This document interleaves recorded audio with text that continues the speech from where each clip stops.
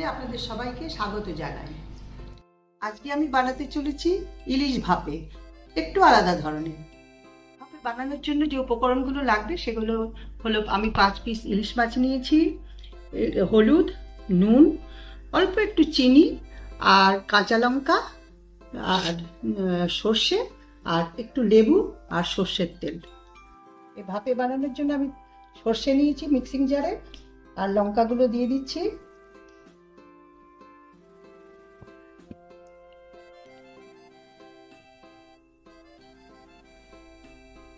এবারে একটু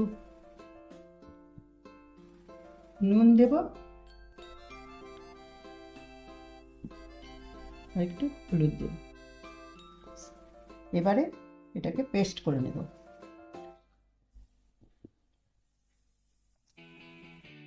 এবারে মাছগুলোকে মেখে নেব। আমি নুন হলুদ দিয়ে আমি মাছগুলোকে মেখে নিচ্ছি। মাছগুলো ভাপে বসানোর জন্য রেডি করছি। প্রথমে সর্ষের তেল দিলাম,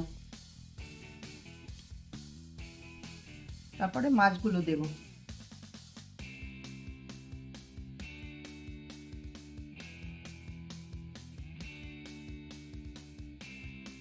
এবারে সর্ষে বাটাটা দিয়ে দিচ্ছি।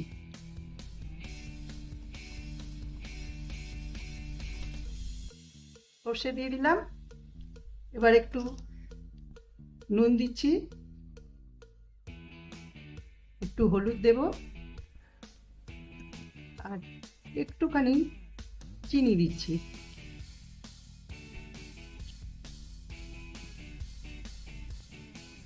দু চারটে দানা। এবারে লেবুটা চিপে দেব।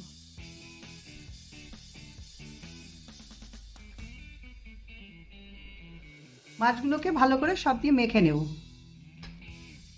এইভাবে মেখে নিচ্ছি। গ্যাস জ্বালিয়ে কড়াইতে পরিমাণ মতো জল দিয়ে দিয়েছি। 2-3টে লঙ্কা দিয়ে মাছটাকে ঢেকে দিচ্ছি। এবার জলে বসিয়ে দেব।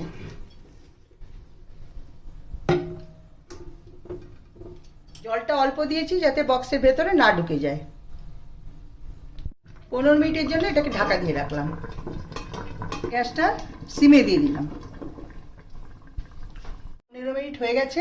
এবার আমার এটা নামিয়ে দিয়েছি। এবার এর ওপরে একটু কাঁচা লঙ্কা আর একটু কাঁচা সর্ষের তেল দিয়ে দেব। এটা দিলাম কারণ এটা ঝাঁঝটা ভালো হবে। এবার আমি খেয়ে দেখছি কেমন হয়েছে। এই দেখুন, সিদ্ধ হয়ে গেছে, পুরোটা ভালো মতো সিদ্ধ হয়ে গেছে। এই দেখুন কত সুন্দর সিদ্ধ হয়ে গেছে।